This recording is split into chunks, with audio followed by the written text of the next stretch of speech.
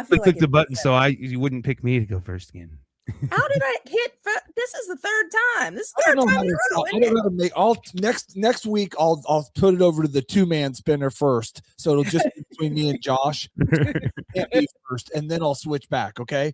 I don't know how else to do it. Like I try to. I even held it a different way than it landed the last 2 times because I knew where you were when it landed the last times. So Maybe we need to lube that thing up. you guys weren't looking. I tightened it up back here. I'm back here. I thought that was going to be a way better spin than it was too. So I'm sorry. All right. No, that's fine. The spinner says what the spinner needs to say. Oh, by the way, go Broncos. We're gonna go to Oh, shockers. Oh yeah, my top one shockers too. I thought he was gonna pull a Renee on us.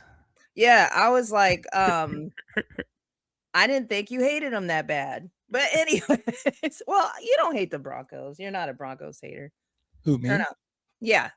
You know, they're fine. They're fine. Yeah. I mean, we're a pretty neutral team. Like there aren't a whole lot of people that just like despise the Broncos. But Broncos fans are different than the team. So you're right. Like I had some. Let's not go there, right? No. But we're already here, though. Tell me. Tell me about you seem fine. You seem lovely. There's a few of them in my past that are difficult, and they show up like about right now. Of course, right now I feel bad for you because you guys made it to the AFC Championship, and then you don't have a quarterback to play in it. I know that was like, what the hell? We are cursed by the Raiders. I know. I love Peyton Manning. I rooted for him. I rooted for you guys then. I had 1 year that I thought I was John Elway. And so other than that, I'm with you. It's cool. It's cool. 1 year where I thought I was John Elway. Okay. We'll put a pin in that. We'll circle back. Songs about strength. Go Broncos. Go Broncos. Foosball. Speaking of strength. Sports ball. Yeah. I love football this year a lot. I can't wait till Bad Bunny becomes a parent. But it's your time. Moving on. Songs about strength. And Bad Bunny. Ooh, Jesus. Speaking of, I didn't put him on here though. Okay. So when I was picking songs about strength, I really just picked an eclectic mix. That's what it was. I thought about some songs that I felt represented strong periods of time or gathering strength or creating strength or moving from weakness to strength. And then I made my list. So the first one I'm going to do, I actually haven't listened to in probably about a year, maybe 2 years. I haven't heard this song and it just kind of came to mind. But there's Mumford and Sons. And Mumford and Sons have some really cool songs, just period. They're a really nice band. I'd love to see them like live. But they have this song that's called I Will Wait. And oh, okay. I thought that I took somebody's song and I was like, how is that even freaking possible? No. That was me. I'm sorry. I clicked the wrong button. I was trying to shut something down and it told me I couldn't. I was like, that's the quietest, the quietest you took my song I've ever heard on this show. But yeah, so I Will Wait. It reminds me of like a church song. It almost seems like you're just waiting on maybe God or something to go ahead and give you the strength to do something. Or you're waiting for your strength to come so that you can achieve something. Because part of it is I'll be bold as well as strong and use my head alongside my heart. So tame my flesh and fix my eyes, a tethered mind free from the lies.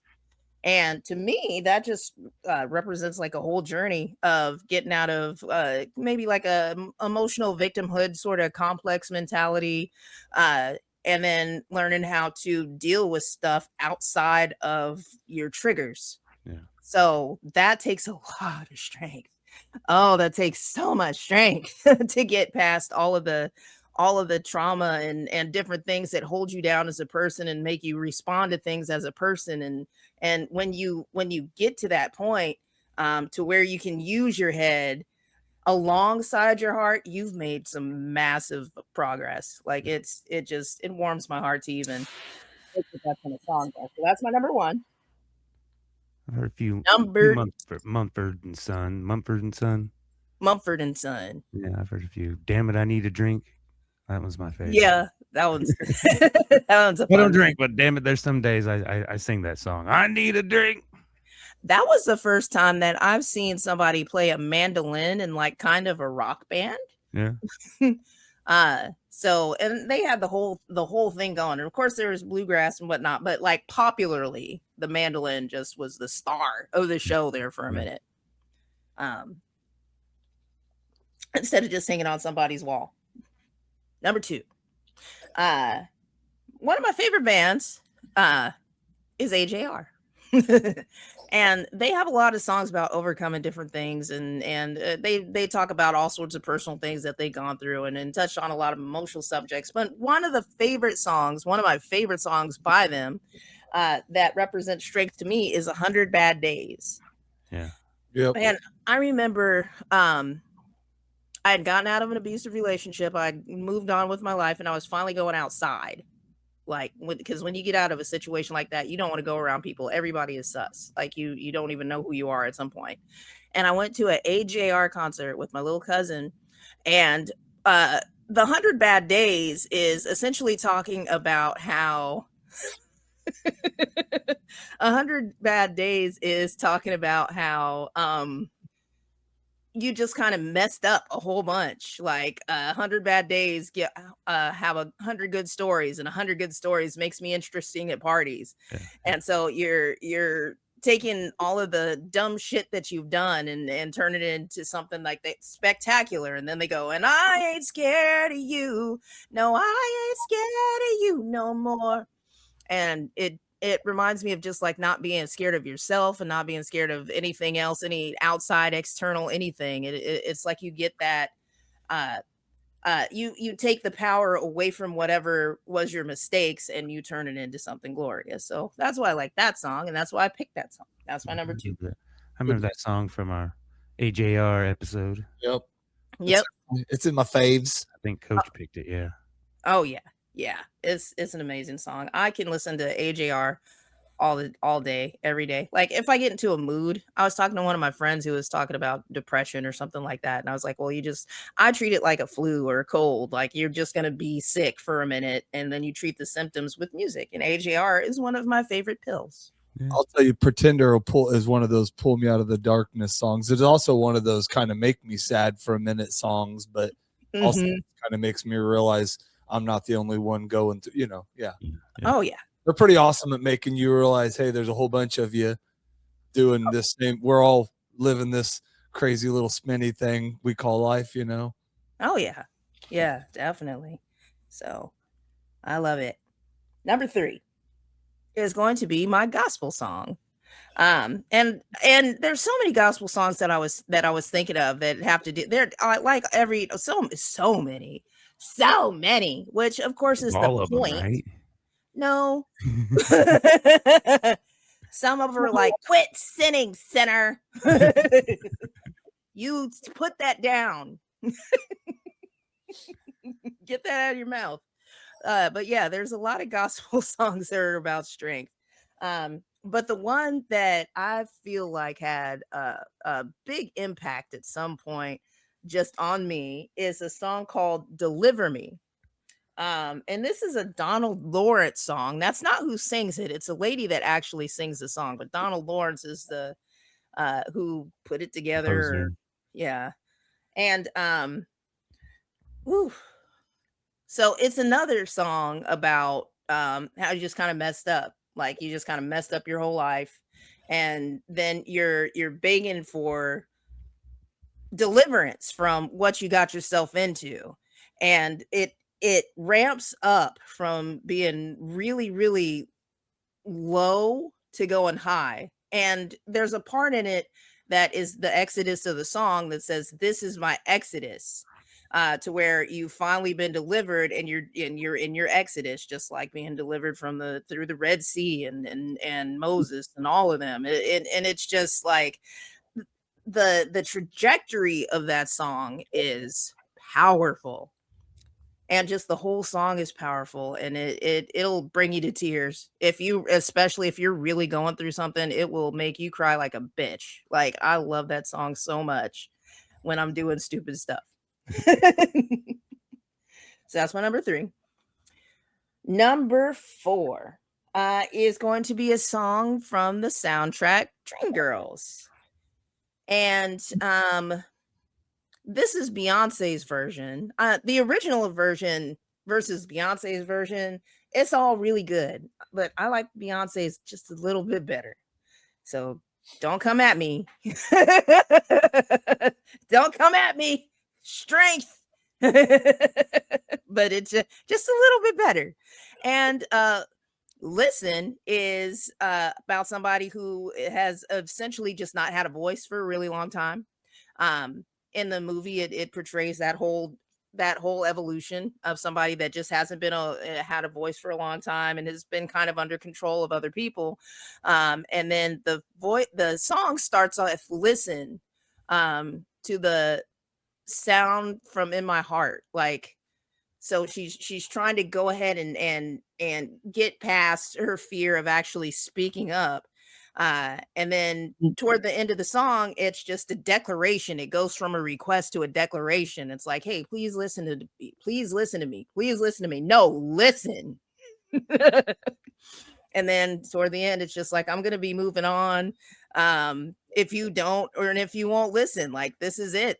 I choose me. So that's definitely a strength that I've seen a lot with people leaving toxic situations, not just relationships, but like jobs and bands and families and traffic. Who did the original then? You said the song was Listen? Yeah. I don't know. I Oh. just typed in original and it came up. Oh, It's some other lady that wasn't some other Beyonce. lady. Okay, well, then we don't know who it is. I can't compare. So Beyonce wins by default. How about that? Yeah, just type in original and it'll come up. But yeah, so that is my number 4, is Listen from the Dreamgirls soundtrack. And then finally, my number 5.